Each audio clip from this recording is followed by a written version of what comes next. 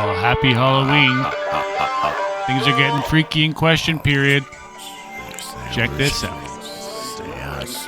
And opportunities for Canadians, while other parties are talking about mere squabbles.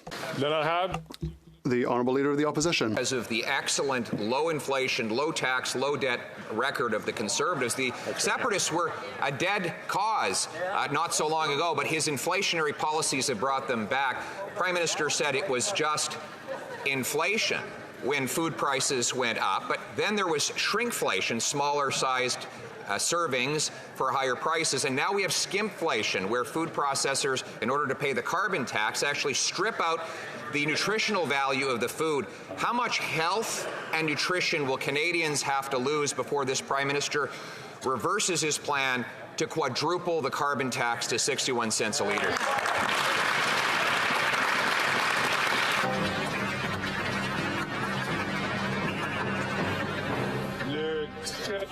The Right Honourable Prime Minister. Mr. Speaker, the member opposite likes to play word games. I suggest he's conflating all the issues together to try and scare Canadians. The reality is, Mr. Speaker, while he's reaching for new boogeymen to try and make Canadians fearful and angry, we are delivering supports for Canadians with historic announcements on housing across the country. Municipalities are stepping up to respond to the needs of Canadians on moving forward and with greater competition to bring down or to stabilize grocery prices, to continue to be there for seniors, for young people. We know cuts the Conservative leader are proposing are not the answer. We're going to continue to be there for people. We know cuts the Conservative leader are proposing are not the answer. We know cuts the...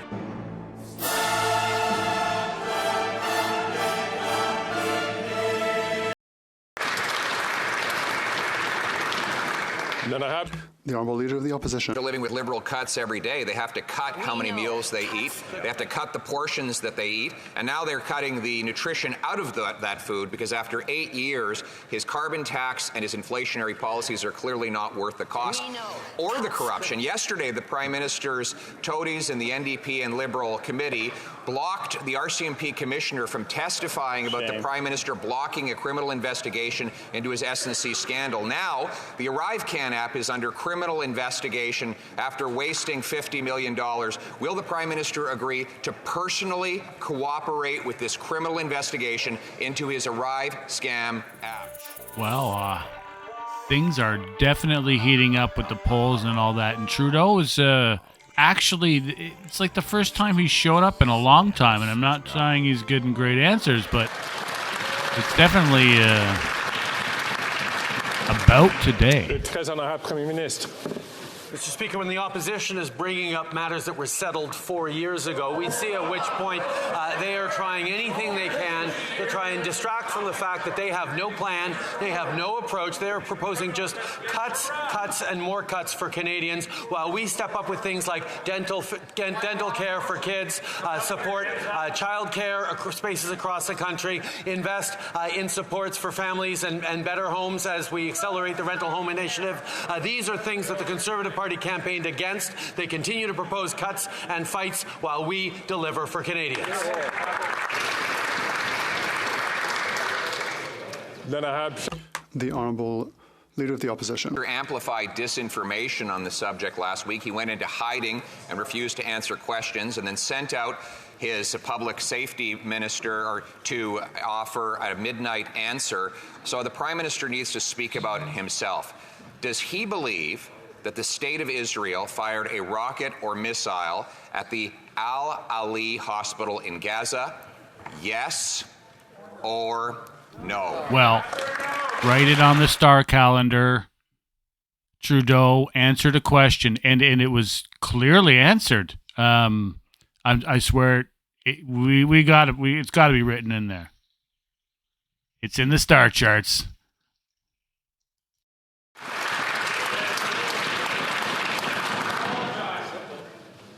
Le très honorable chef de l'opposition, le très honorable Premier ministre.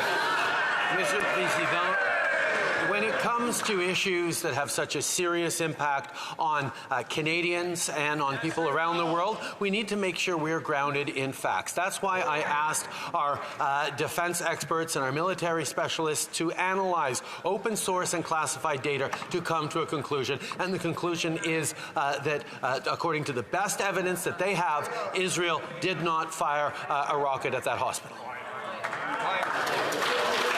Now here's a little bit of Canadian class. Pierre and company actually give Trudeau a standing ovation, a clap, and he drinks water. That's Canadian as it comes. And now here's a really, I didn't expect to see this.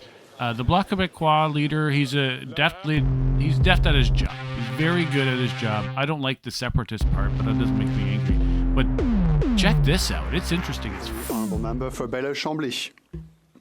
Mr. Speaker, my friend Paul in Quebec will be happy to hear that their budget has brought back Quebec independence as a debate here in the federal parliament through the voice of the leader of the official opposition. The Prime Minister has gone against America and America's intelligence opinions when it comes to the hospital in Gaza. He has not spoken about the information we have as a country. How will he persuade the United States to join our call for a consensus for a truce in Gaza and Palestine?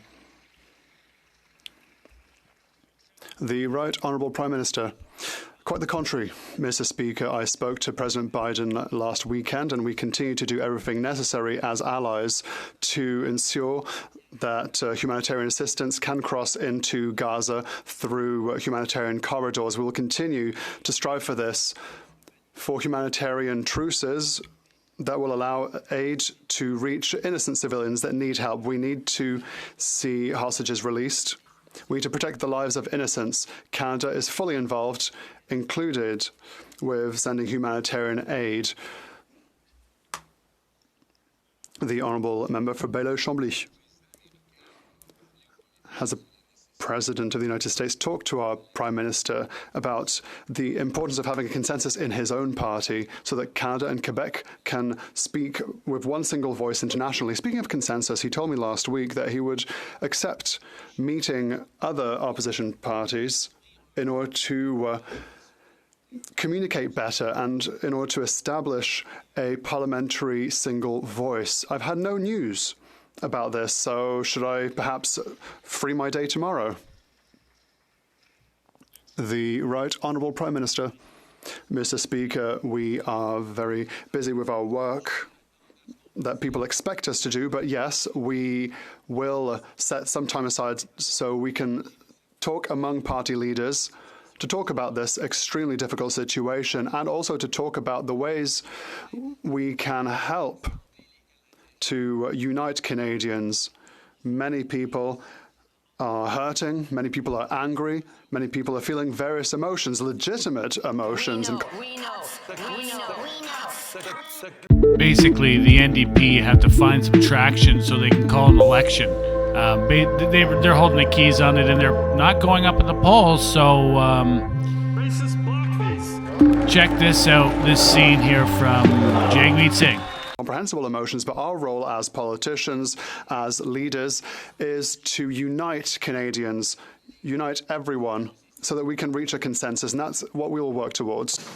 L'honorable député de Burnaby Sud. Merci. The Bank of Canada interest rates are hurting Canadians. Canadians like John Coughlin, a 76-year-old man who had to sell his home because his mortgage payments went from $1,000 a month to $2,600 a month. And now he's not sure he can find a place that he can afford to rent that's in his budget. What do you think? Do you think the NDP can pull it out of the gutter and launch ahead of the Liberals and the Conservatives and win the election for the first time ever? Leave your comments below, like, subscribe, and have a fantastic, wonderkind day.